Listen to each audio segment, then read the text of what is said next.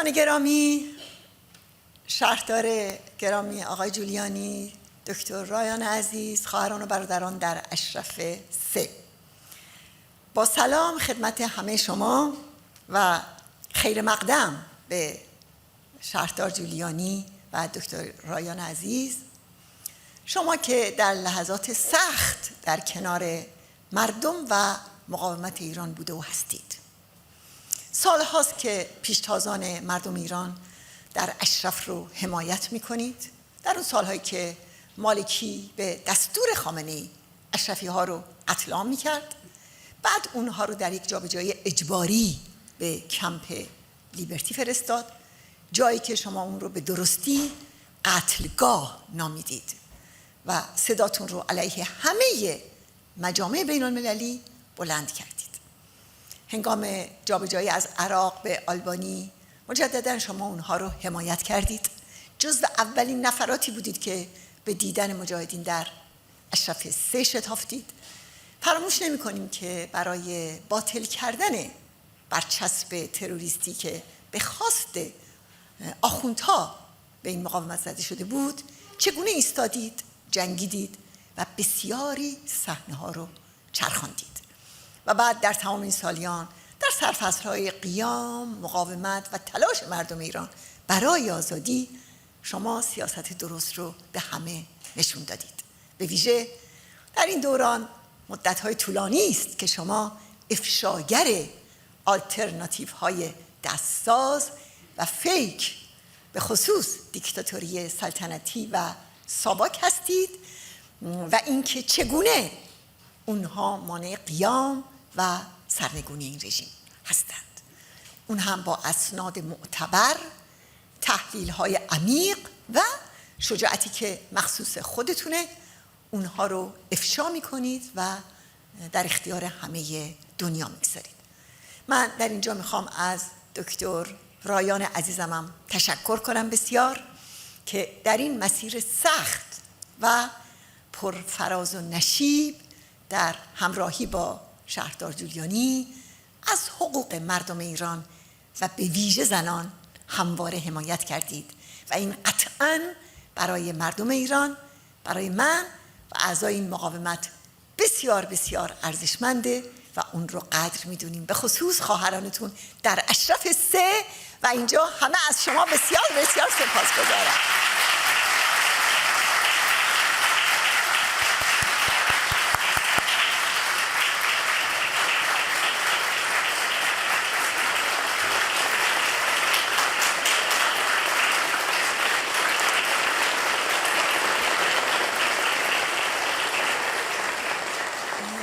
حضار محترم، دوستان گرامی، در یک سال گذشته و به خصوص در ماه‌های اخیر تحولات بزرگ و بی سابقه‌ای در ایران رخ داده. قیام بزرگ دی ماه، کشتار هزاران نفر از قیام کنندگان توسط سپاه پاسداران، هلاکت خامنه‌ای و 2 جنگ مهیب اوضاع ایران رو به نقطه سرنوشت سازی رسونده. در خلال این وقایع حقایق مهمی به اثبات رسیده، مانند عواقب فاجعه بار مماشات و امتیاز دادن به آخوندها، اصلاح ناپذیری رژیم و نیاز حیاتی اون به سرکوب جامعه و برنامه اتمی و جنگ افروزیش. حقایقی که شهردار جولیانی در این سالیان بارها بر اون تاکید میکرد و خیلی ها اون رو انکار میکردند. همچنین به اثبات رسید که بمباران و جنگ خارجی به سرنگونی رژیم منجر نمیشه، اگرچه کنو ضعیف میکنه. این رژیم نه از پروژه بمبسازی اتمی خودش دست بر میداره، نه از نیابتی ها و نه از سرکوب داخلی. در تحولات اخیر اهمیت قطب بی جایگزین معادله ایران، یعنی مردم و مقاومت ایران، بسیار روشن شد. این اون عامل تعیین کننده‌ایه که میتونه ایران رو از اسارت فاشیسم دینی به یک جمهوری دموکراتیک و کثرت‌گرا، اون هم تحت حاکمیت مردم، منتقل کنه. سال گذشته برای مقاومت ایران دوران جهش‌های بزرگ بود، به طوری که کانون‌های شورشی تونستن نقش مهمی از جمله در قیام دیما ایفا کنند. اونها در 630 رشته عملیات در جریان قیام تونستن یک سپر حفاظتی برای مردم قیام کننده فراهم کنند. همچنین قدرت خودشون رو در سازمان دادن جوانان نشون دادند. بعد از اون در شرایطی که به خاطر کشتار فجیع قیام کنندگان جامعه ایران داغدار و خشمگین بود، مجاهدین به یک تهاجم بزرگ به بیت خامنه‌ای دست زدند. 250 رزمنده مجاهد در قلب تهران، در امنیتی ترین نقطه کشور، در این عملیات شرکت داشتند. این عملیات 5 روز قبل از شروع جنگ اخیر انجام شد و رژیم رو در وحشت بسیار زیادی فرو برد. زیرا آخوندها بهتر از هر کسی میدونن که برای موجودیت حکومتشون هیچ خطری مهلکتر از نیرویی نیست که از درون جامعه جوشیده. نیرویی که در محیط کار و زندگیش عضوگیری میکنه، فضای اجتماعی پیرامونش اون رو از دید پاسداران در امان نگه میداره و حتی خودش میتونه سلاح مورد نیازش رو بسازه. کانون‌های شورشی حالا در عمل به صورت یگانهای یک ارتش آزادی بخش در اومدن که علیه نیروهای رژیم دست به عمل میزنند. آخوندها به خصوص از رو آوردن یک نسل جدید به مجاهدین بسیار بسیار ترسیدند. یک نسل فداکار که برای سازمان یافتن در کانون شورشی مشتاق. جوانایی که وقتی دستگیر میشن و حتی زیر حکم اعدام قرار میگیرن، شجاعت شگفت‌آوری از خودشون نشون میدن. 13 زندانی سیاسی که در روزهای جنگ توسط این رژیم جنایتکار اعدام شدند از همین نسل فداکار بودند. الان شما عکس‌های اونا رو اینجا میبینید که چگونه با این شجاعت ایستادند مدت‌های طولانی زیر حکم اعدام، ولی سر سوزنی از عزم و اراده اونا کم نشد و هر روز مصرتر این رژیم رو به چالش کشیدند تا جایی که در واقع در مقابل این قهرمانان رژیم سرخم کرد و مجبور شد که اونها رو به چوبه های دار بسپره. 6 نفر از اونها اعضای مجاهدین بودند و در 2 سال گذشته که زیر حکم اعدام بودند بارها در کنفرانس های بین المللی من عکس های اونها رو همه جا بردم، نشون دادم، نامشون رو تکرار کردم و در مورد خطر اعدام اونها به جهان هشدار دادم. اما متاسفانه هیچ اقدام جدی برای حفظ جان اونها صورت نگرفت و 7 نفر دیگه که در همین فاصله اعدام شدن شورشگرانی بودن که در جریان قیام دستگیر شدن. اونها با الهام از مجاهدین و کانونهای شورشی خواهان براندازی رژیم بودند. بر این خواستشون هم پافشاری میکردند. ظهور نمونه‌های زیادی از این جوانها در قیام نشون داد که حالا دیگه ابعاد کار مجاهدین فراتر از یک گروه، زیرا خط کار این جنبش به یک موضوع اجتماعی و توده‌ای تبدیل شده و میره تا این رژیم پوسیده رو از ریشه برکند.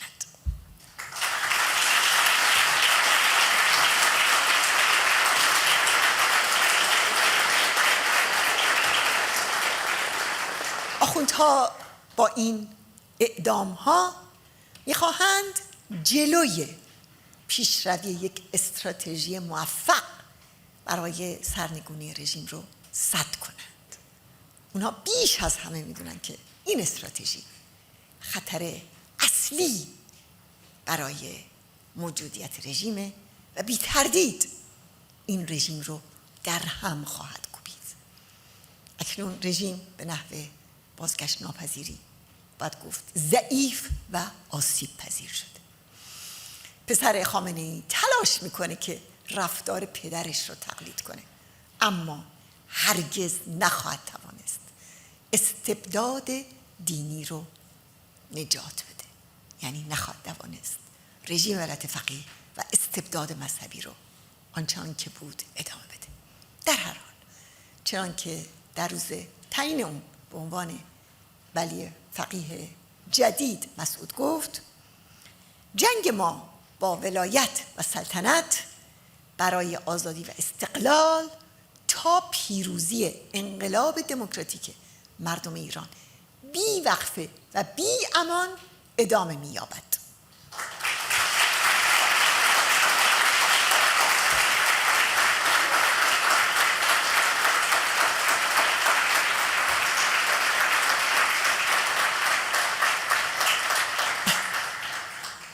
دوستان عزیز، در جنگ اخیر کشورهای منطقه با تلخی تمام تجربه کردن که به رغم تلاش‌های بسیار برای کنار اومدن با رژیم و دادن انواع امتیازها به اون، چگونه سرانجام این رژیم به جنگ و ویرانگری علیه کشورهاشون دست زد. در 4 دهه گذشته ما صدها بار هشدار دادیم که صلح در منطقه فقط با سرنگونی این رژیم به دست مردم و مقاومت ایران امکان پذیره. امری که امروز به روشنی اثبات شده. اکنون مذاکراتی در جریانه که امیدوارم این آتش‌بس به پایان جنگ منجر بشه ولی باید دید که این رژیم چه می‌کند. مقاومت ایران که نخستین افشاگر پروژه ها و مراکز اتمی رژیم در 3 دهه گذشته است، از عقب نشینی رژیم از برنامه بمبسازی اتمیش استقبال میکنه. برای رژیمی که حیاتش به برنامه اتمی، همچنین به گروه‌های نیابتی و سرکوب داخلی وابسته است، این تحول غلتیدن به سراشیب سرنگونیه. برنامه شوم اتمی تا به حال 2 تریلیون دلار از دارایی مردم ایران رو هدر داده.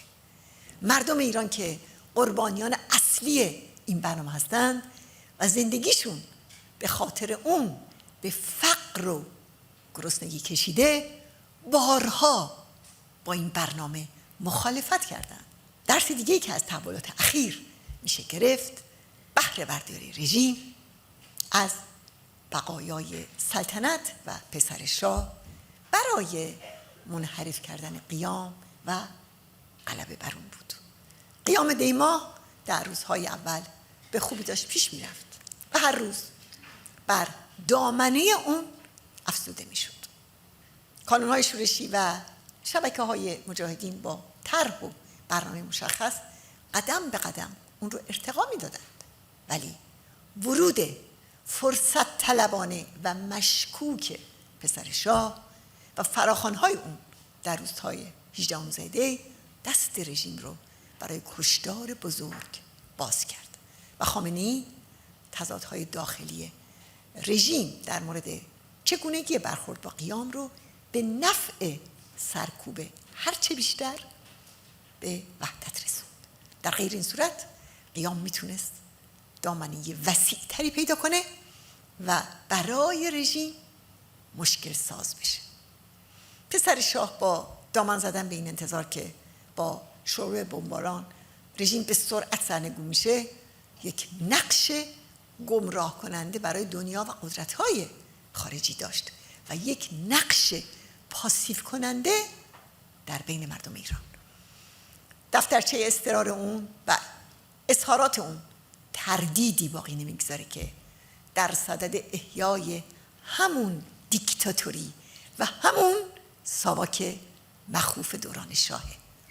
هفته گذشته اون در تلویزیون سوئد به صراحت گفت به عملکردهای پدر و پدر بزرگش افتخار میکنه، در حالی که اونها با یک پلیس مخفی خونریز و یک نظام تک حزبی کارنامه شرم‌آوری از کشتار و اختناق دارند.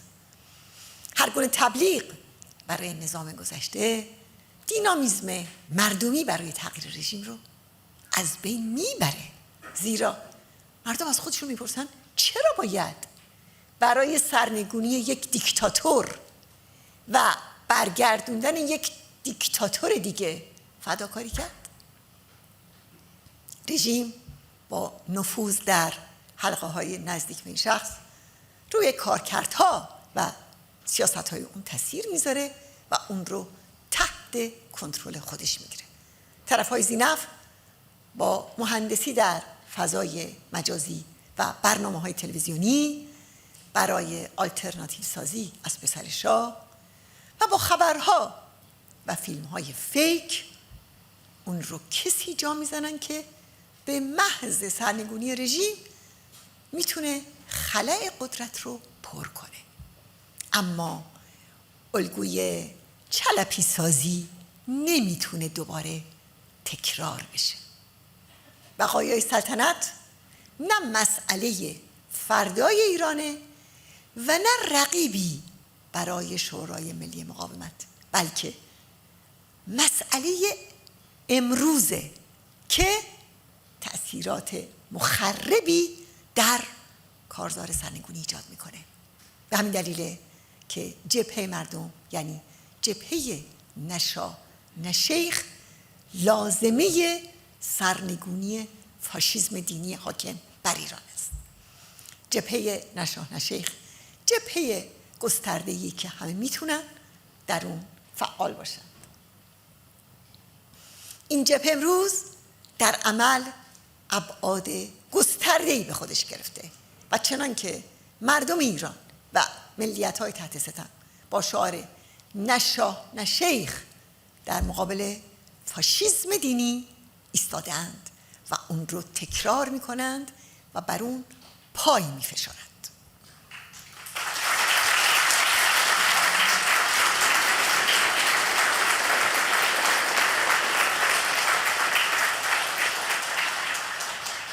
حضار محترم، دوستان گرامی، خواهران و برادران، ما چشماندازی در پیش داریم که با سرنگونی فاشیسم مذهبی توسط مردم و مقاومت سازمان یافته اونها، ایران به کانون صلح و آرامش در منطقه تبدیل میشه.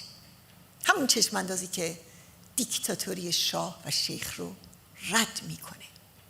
بعد از وقایع بزرگ یک سال گذشته امیدواریم تصمیم گیرندگان سیاست اشتباه 4 دهه گذشته رو به کلی کنار بذارن و از هر گونه جهتگیری و نگاهی که کنار اومدن با رژیم و نادیده گرفتن مقاومت ایرانه پرهیز کنند.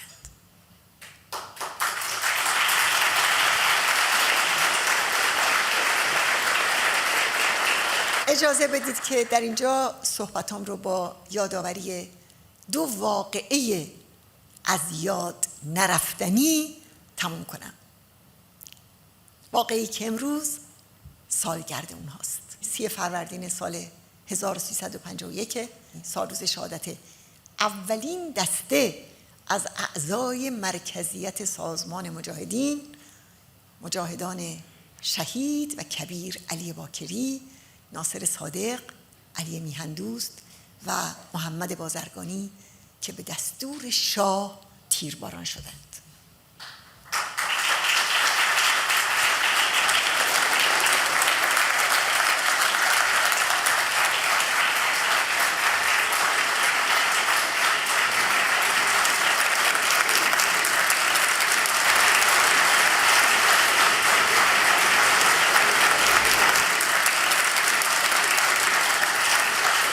و همچنین 30 فروردین سال 1354 سال روز جنایت فجیع ساواک شاه در تپه‌های اوین، یعنی تیرباران فدایان شهید بیژن جزنی، حسن ضیا ظریفی، عزیز سرمدی، سعید کلانتری، عباس سورکی، محمد چوپانزاده و احمد جلیل افشار و مجاهدان شهید فرمانده کاظم ظلموار و مصطفی جوان خوشدل.